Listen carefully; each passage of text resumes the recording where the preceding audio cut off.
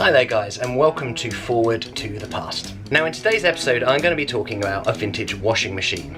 Now to me, using vintage washing machines isn't just a long-winded way of doing laundry. It's like driving a classic car. I'm not the kind of person that just owns a classic car, puts it in the garage and looks at it. I like to use them. And it's the same with vintage washing machines. I guess this kind of thing comes with being eccentric. And the washing machine I want to talk to you guys today about is the Hotpoint Empress. The Hotpoint Empress is the king of vintage washing machines. It's large, it's capable, it's simplistic, it's reliable. For any long-standing fans of this channel or people that are recent to the channel and have looked back at my earlier videos, the very first video I ever made was on a Hotpoint Countess, which essentially is the same as this, except a bit smaller. The Empress is the top range model. Now at the moment I'm staying in this beautiful static caravan and there's no washing machine up here. And putting one in isn't impossible, but it would be tricky. But a washing machine like this actually has some very strong advantages when you're living in somewhere like this. So let's have a look at what features this washing machine has. Now first of all, when I first discovered the Hotpoint Empress like 10 years ago or whatever it was, I was really drawn to it aesthetically. It screams 1950s, but I also thought it looks a lot like the robot from A Grand Day Out with Wallace and Gromit when they go to the moon. And it's partly to do with this door at the bottom. Now, I was always very intrigued as to what the door is for, what on earth is in there. You see, the clothes don't go in there, the clothes go in the top, and we'll get back to that. And people selling these online never actually showed photos as to what was in there, so I was very keen to find that out, and we will get back to that later on. But let's talk about the other components that we have on the front. So here, we've got the heater dial, so it's got off and boil. So this is essentially a smooth dial here, and when it is on, this little light will light up to tell you when it's heating up. If you turn it to boil, it will literally boil the water, so you can boil your whites. And when the water temperature is at the set desired temperature, the red light will go out to tell you it's there. So that's pretty cool. So you don't need hot water to fill one of these up. Let's say you've got it in a shed or a stable or something. You can just fill it with cold water, put that on, wait till it's hot, and then proceed. Now, the other thing is we've got this lever here. This essentially is a clutch. It disengages the drive from the mechanism inside, and we'll come back to why that needs to be there later on. On the other side we've got the on and off switch, pretty self-explanatory. Now on the top we've got the lid, so if I take the lid off, we've got a few things on the inside. So first of all, I've got this pipe. This is a replacement one which I got online because the old one had perished. That is a nozzle that goes over the tap, so you can fill these from the sink, and we'll do all of this in a bit. We've got the laundry tongs because the hot water can be a bit hot for touching the laundry when it's washed, so very handy. And I've also got this pipe here, which we will come back to later on as well. Inside we have the paddle or agitator. Now this doesn't go round and round, it actually goes back and forth, and I'll show this all in action. And now if you look inside here at the bottom, we've got the heating element here, which is basically like a giant kettle. As I said, this is capable of actually boiling the water. There's the drain hole there with a filter on it so it doesn't block up the pump. And then at the top, this is actually the drive shaft. Only this top part spins, and this is the waterproof sleeve to prevent the water going down into the motor below. And then on the top, we have the mangle. So we're going to see what all of these different things do in action once we've filled it up with water. Now one of the many great things about these vintage washing machines, although it's quite heavy to pick up, it's very easy to roll around on the floor because it's on caster wheels. Now it's like that for a multitude of reasons. You see, you don't plumb these into the wall, they are freestanding. And the idea is that this is actually the height of a counter for an average kitchen, particularly 50s, I don't know if it's any different today. But the idea is your mangle actually comes off relatively easily, and I'll put that on the floor for now. Sometimes you could actually get covers for these, but essentially this would push underneath the kitchen top so it's completely out the way, and then when you need it for your wash, you just put it out. But in this caravan it's slightly different, so I'm going to wheel it over to the sink over here, which is where we're going to do the wash. First thing I'm going to do is unravel the plug here and plug it into the wall. So next what I'm going to do is I've got my agitator in there, and I'm just going to take out this hose, put it onto here. Now, as I said earlier, this does have a heater and it can heat up the water for you, but to save on electricity costs, I'm going to use the gas and run hot water straight into here, so I don't really need to use the heater element. Now just for demonstration purposes, I'm going to fill this for the start with the agitator out. You don't normally need to do this, you can leave it in there. But if I start running the water inside, it will actually not start filling immediately because it's got to go down the pipe here, the drain plug, and fill up the pipes on the underside, which I'll show you later.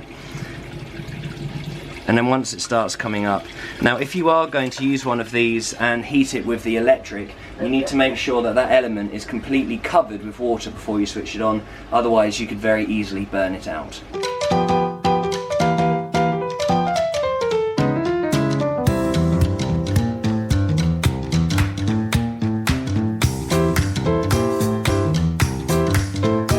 Quite often with these vintage top loader washing machines, there's actually a mark about here, a black line which tells you where to fill it. For some reason mine doesn't have that. I don't know if that's a factory finish or maybe it's gone, or I very much doubt it was repainted. But what I do is about 1/2 inch to 1 inch just below this hole here, and we'll come back to what that hole actually is later on in the video.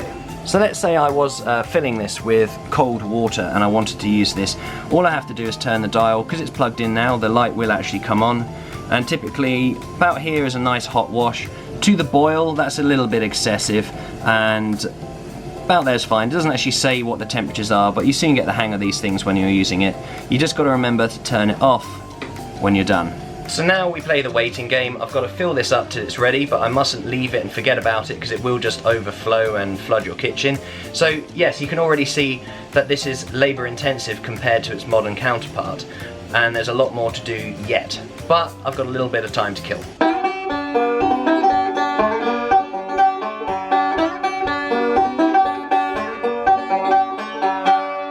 This is nearly full, so what I normally do is there is a marker on the paddle here. You see it's about 1/2 inch off. I fill it to that, and that tends to be about the right line. Okay, this is now full, the water's nice and hot, and I take this off. Now what I do here is I just hang this up kind of on the shelf so it can drip into the sink. And there is a reason as to why I'm setting the Empress up next to a sink, and we get on to that. So what will happen is when I turn the agitator on, as I say, it doesn't go round and round, it goes back and forth. Now if I just take it out quickly, the agitator itself has these paddles on the side. So as it goes backwards and forwards, when the clothes get hit by this, essentially it's a bit like, have you seen in those old films and where they've got the paddle and they're bashing the dust off of old mats and things outside? It's similar to that, but combined with hot water and washing up detergent. So essentially it's kind of punching the clothes underneath there. And what happens is, instead of the water just going round and round, it causes a current where it pulls it down and then pushes it up. And the clothes will do this kind of zigzag motion as they go around in there. So, let me switch it on. Here we go. So you see it's going back and forth, back and forth, back and forth. Now it is time to put in your washing powder. You can use those pod things, pretty much anything you use in a modern washing machine, you can put in one of these. So, let's get the water going. And then the magic happens. We'll put some of the powder in, doesn't need a huge amount. It gets all nice and soapy. Now the only things that are in there is the hot water and the detergent.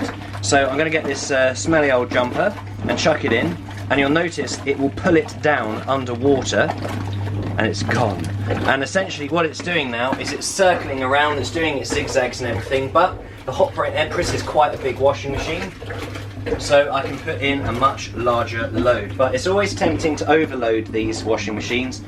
You need to make sure that the clothes can move around freely in there. If they're just kind of at the surface going back and forth, you've overloaded it. But if they can all get sucked under like this and they're clearly circulating around, then you're absolutely fine. So what I'm going to do is leave this here for about half an hour. That's probably more than enough. And I'm going to put the lid on.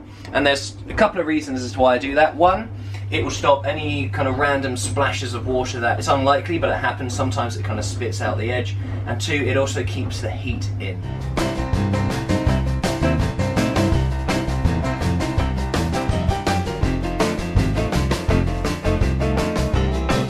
Been half an hour, so I'm going to take the lid off. These do tend to get a lot of condensation on them, so it's best to kind of leave them on a drying board or something so they can dry off there.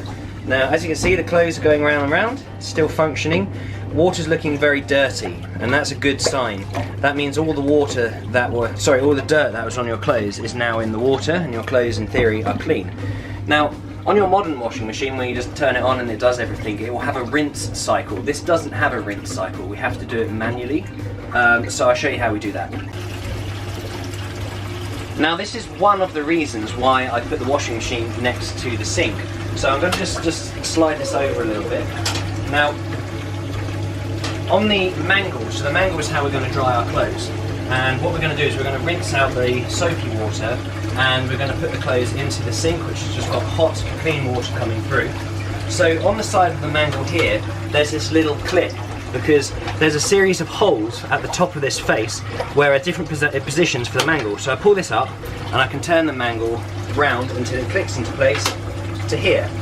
Now what I'm going to do is I'm going to close these clamps. So the mangle itself has got a spring mechanism, and whenever it's not in use, so I always leave it slightly open just so the mangles don't misshapen. Clip that closed like this, so it's nice and tight. And then on the back here there's a brass lever which you turn, and it's directional, so whether you want the clothes to go this way or that way.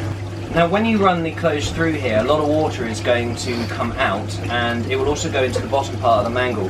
And to make sure that doesn't go over the floor, if I send the mangle in this direction, there's just this little tray that drops down, so the water will collect in there and go back into the machine. So if it's going the other way, it would disappear.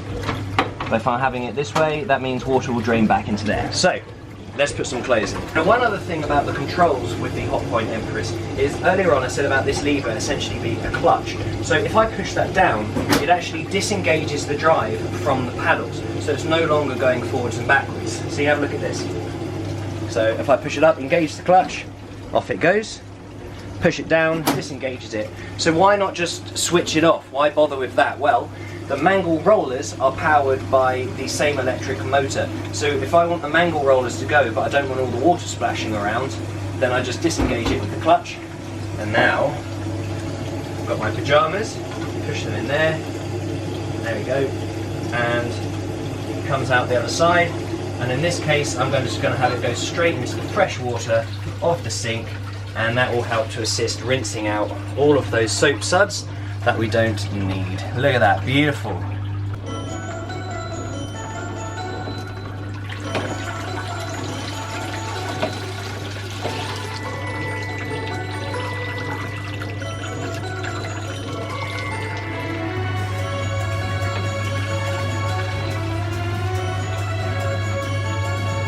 Now sometimes when you're doing things like socks and you put them through the mangle, it doesn't quite go down the ramp on the other side. Sometimes it can end up going round and it gets tangled. Now if that happens, all you have to do is hit the safety release bar here, and the thing will open, and you can just open it up and take them out and detangle it. It doesn't happen often, but if it does, you know what to do.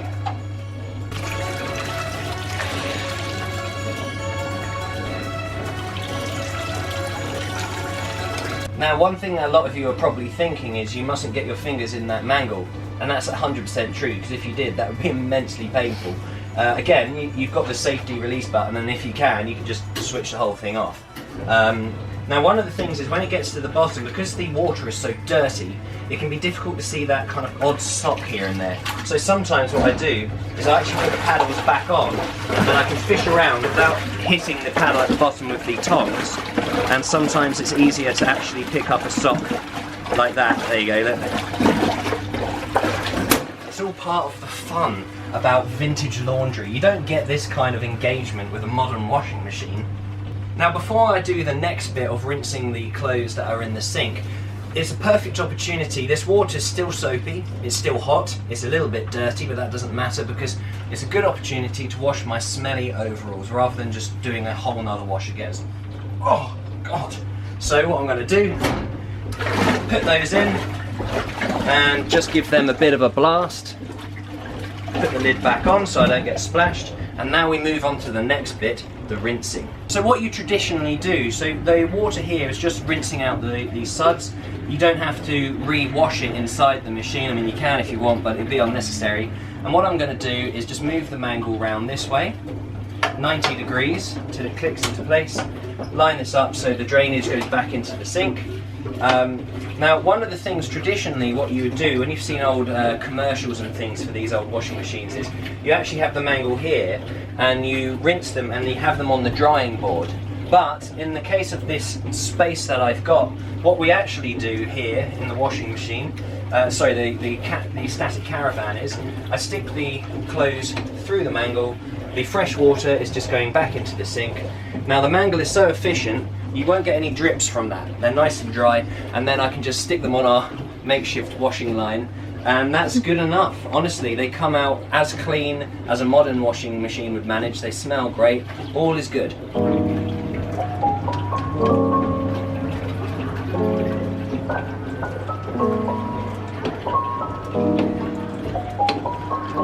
Right, now that that's done, you can see the water here is kind of looking a bit murky because that's all the remains of the soap and everything. And I've just got my overalls in there, so I'm going to move the mangle quickly back and just very quickly repeat the process.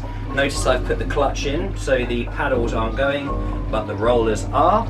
There they go. And then all of that water coming off just goes straight back into the tub. Look at that, perfection.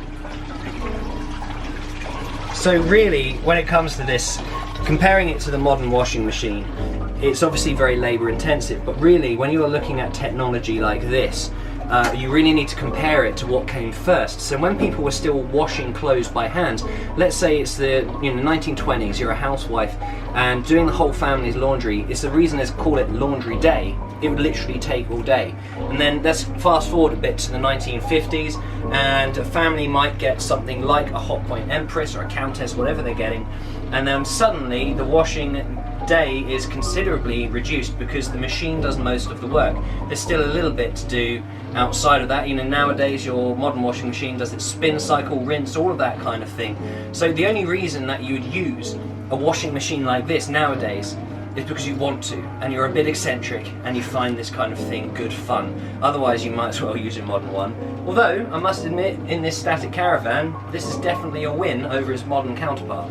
Right, time to drain the washing machine. So you're probably wondering, how on earth do you get the water from there in there? I can't pick the thing up, I'm not going to scoop it out with buckets. Instead, that's where this pipe comes in. So originally, this one here, which I used earlier to fill it, would have also been how you drain it, but the original pipe this came with was long perished and I couldn't use it. Now this pipe is too thin in diameter to work for the next part, but this little offcut here is perfect. Now, do you remember that mysterious hole that I said about earlier on that's in here? Now that is actually connected to a water pump which is underneath the washing machine. So what I'm going to do is put one end of this hose in the hole there, and the other end just in the sink. Now, do you remember that secret door I said about, which I was so interested in before owning one of these? It's time to open it. Right, let's have a look inside. Not very exciting at first glances, but can you see this lever here? If I push that down, it will engage the pump. So you can hear it going. I'll show that in more detail later on. And this is how you drain it. So, motor's running, I've got the clutch down, so that means the paddle is disengaged. Push that lever down, and the water all comes out of this hole. If I take the pipe off, see it comes out at quite some force. So, let's turn that off, stick that back in there, and then, boom, into the sink. And we can drain that dirty water away. Easy.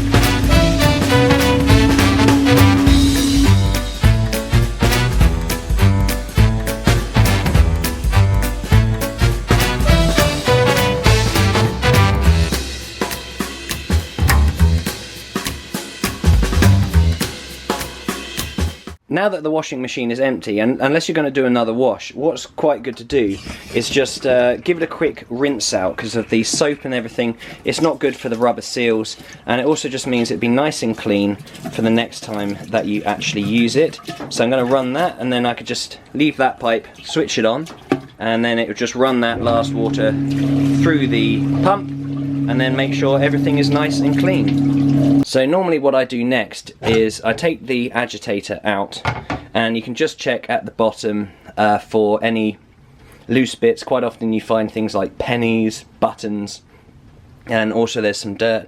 You can wipe that out with a cloth or a sponge or whatever, and then you know it's nice and clean for the next time. So that's how you operate a Hotpoint Empress, but let's have a look on the internals, more of the mechanical side, and see exactly what's going on the inside of this machine. Now, along with the door on the front of this machine, there is also an access panel on the back here. So I'm just going to pop these screws out and show you what's inside.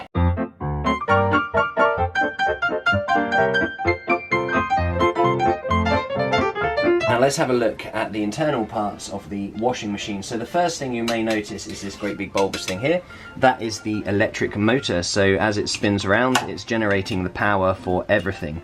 This here is the water pump. And then connected to it here, this used to be a rubber hose, but this is one that I've retrofitted myself, because the original rubber hose that runs from this part here, and that is the very bottom of the tub, so that's the drain plug at the top, and the rubber hose used to just go whoomp over to here, but it was very, very perished. So I managed to fit one of these flexible pipes, which was surprisingly easy to do, and that's perfectly adequate for what I need. And this part here is the gearbox that has the drive for the agitator, and then the prop shaft that goes to the top there, that is the drive mechanism for the mangle. And then last of all, this pipe here, which possibly is the original and will probably need to be replaced, runs all the way to the top of the tub to the drainage hole. So when I activate the water pump, the water coming down here gets pumped through this part, out the top, to the tub, and then into the pipe that goes into the sink. So let's have a look at all of this in action. So first thing I'm going to do is switch the motor on. So you can see that is now spinning, and the drive shaft here for the mangle is spinning round and round. So that's always going constantly. And then the pump itself, you'll be able to see as I use the lever at the front, it will go up and down, and inside the middle of the motor is the rubber wheel, which just touches, it's friction driven, and it will engage and the pump will function. So here we go.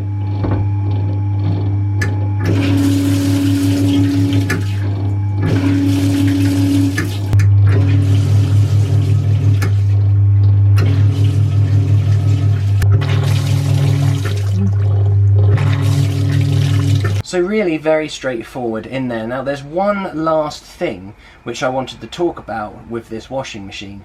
Because the water pump is mounted underneath the tub, even when it's completely empty, there's always going to be that last bit of water in the pipes which will get stuck because it needs the flow of water continuously to push it out the top. There's always going to be a bit left. Now that's not really a problem if you're using one of these on a regular basis, but the nature of this kind of washing machine, it might be a few weeks or months until you use it again. Not me, I'm talking about other people here. And there is actually a drain tap which you should use when you're going to put these into storage. So the very bottom of the water pump just has this little tap here. So what I'm going to do is put this washing up bowl underneath, and I'm just going to undo this and take it out, and the last remaining water, so this is the absolute lowest point that the water can get to, meaning when I take this out, it will all drain completely dry. Now once the system is completely drained and completely dried, you can put that tap back in to bung it up, or leave it out, it's up to you. But if you do leave it out, you need to remember to put it back in there, because the next time you start filling this, if it's not in there, it's just going to immediately start draining onto your floor. Now I'm just going to prepare this for putting it back into its kind of storage phase. Now you may have noticed this hole here, which I haven't actually really acknowledged. So you know I was saying you don't have to plumb these in, they can be freestanding, you can move them around, but you could actually plumb them in to an extent. If you had it as a fixed unit in your kitchen, rather than having the drain pipe going up to the top and coming out in the sink, you could actually run a pipe that would come through this hole at the bottom and have it hard connected to your drainage system, so you wouldn't need to worry about hoses and stuff. You just drain it and it goes straight down the pipe. Now I'm just going to put this back in the corner. This washing machine for this static caravan is too wide to fit for the doors, so when we're not using it, it just kind of lives here. So this is a good opportunity just to give it a quick wipe down on the inside, so if there's any moisture, now that the pump is completely drained, any moisture, grit, buttons, any kind of felt that might be stuck in the plug filter, good time to clean that. And now we can reassemble all the bits that I've taken off. So once everything is nice and dry, put my agitator back in. You can keep all your pipes and hoses and stuff in there. We can put the tongs so it's all complete together, and then the lid last. Make sure the clutch is disengaged. We're all good to go. Now, one of the things is, because it's in the caravan here, we're quite happy to leave the mangle on the top. But if you remember, I said these are designed to fit underneath your kitchen counter, so it's out the way. So when you do that, we open the mysterious door at the bottom. Now, there's a reason there is that round cutaway there instead of just being a straight shelf, because the mangle fits in here. So if I take the mangle up, now it's pretty heavy, to be honest, and there's a bit of a knack to getting it out, but because of the drive shaft there, what you do is the mangle just slides in like this. This is why the bottoms of these are quite often scratched, and then that drive shaft part can just sit there, so it's not touching the ground, but it's nice and flat. Close the door, and then job done. So there you have it, guys, the Hotpoint Empress. Out of all the vintage washing machines I've ever owned, this is the absolute king. It's very reliable, it's tough, it's durable, you can fit loads in there, it's great fun. I hope you guys have enjoyed this video. If you did, leave me a comment, click the like button, all of that kind of thing, and we will see you in the next episode.